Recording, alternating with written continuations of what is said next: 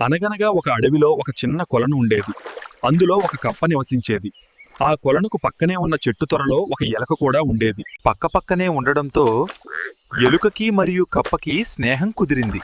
ప్రతిరోజు కప్ప చెరువు నుంచి బయటికి వచ్చి ఎలుకతో కలిసి సరదాగా గడిపేది. రోజు ఉదయాన్నే తప్పనిసరిగా కప్ప ఎలుకకు వచ్చి సరదాగా గడిపేది. కానీ ఎప్పుడూ ఎలుక మాత్రం కప్ప ఉన్న చెరువు దగ్గరకు వెళ్లేది కాదు. వాళ్ళిద్దరి స్నేహం చూసి చెరువులో ఉన్న ఇంకో కప్పకి నచ్చలేదు.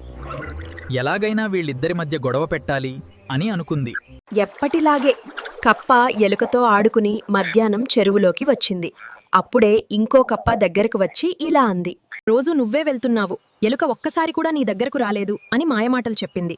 దాంతో కప్ప ఎలుకను ఎలాగైనా చెరువు దగ్గరకు తీసుకురావాలి అని అనుకుంది. తరువాత రోజు కప్ప ఎలుక దగ్గరకు వెళ్లి ఎలుకను చెరువు దగ్గరకు రమ్మని పిలిచింది. ఎలుక రాను అని చెప్పడంతో కప్పకి కోపం వచ్చింది. ఎలాగైనా ఈరోజు ఎలుకను చెరువులోకి తీసుకెళ్లాలి అని ఒక దారంతో తన కాలికి అలాగే ఎలుక తోక కట్టి కప్ప ఒక్కసారిగా కొలంలోకి దూకేసింది. ఎలుక ఆ తాడును విడిపించుకోలేక ఎగిరి కప్ప వెనుక మీద కూర్చుంది. ఇది అంతా చూస్తున్న ఒక గ్రద్ద ఒక్కసారిగా దూసుకొచ్చి ఎలుకను పట్టుకుని చెట్టు మీదకి తీసుకెళ్లింది. చివరికి ఎలుకతో పాటు కప్ప కూడా గ్రద్దకు ఆహారంగా మారిపోయింది. అనుమానం, కోపం స్నేహాన్ని మాత్రమే కాదు ప్రాణాలను నాశనం చేస్తాయి.